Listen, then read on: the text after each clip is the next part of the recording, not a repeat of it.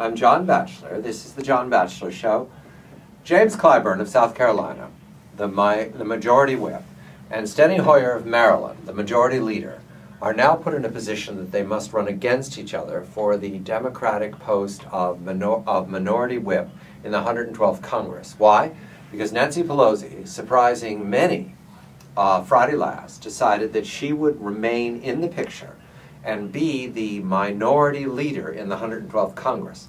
This complicates everything, and in addition, it puts pressure on two very successful lawmakers, Hoyer and Clyburn.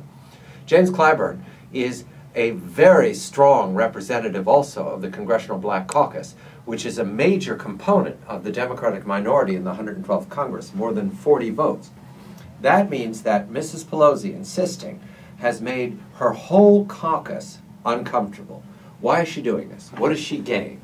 I'm told that she is a strong hand, that she maintains discipline in the party. There's not much left to discipline. In addition, the Democrats now go into the minority in the House of Representatives. That means with no real need for them to vote on anything the Republicans are going to do. Also, most of the blue dogs who would have been available to the Republicans if they were going to use the caucus in some fashion to support their votes, most of the blue dogs are gone. 31 were defeated of the 54, I believe, in the last Congress. So what's remaining here is a very liberal, very progressive Democratic minority to be ruled by Mrs. Pelosi, two men, one of whom will lose out on this, the Congressional Black Caucus with a strong representation, except for the fact that Clyburn right now is seen as losing to Steny Hoyer. Mrs. Pelosi leaving would solve all this. I'm puzzled.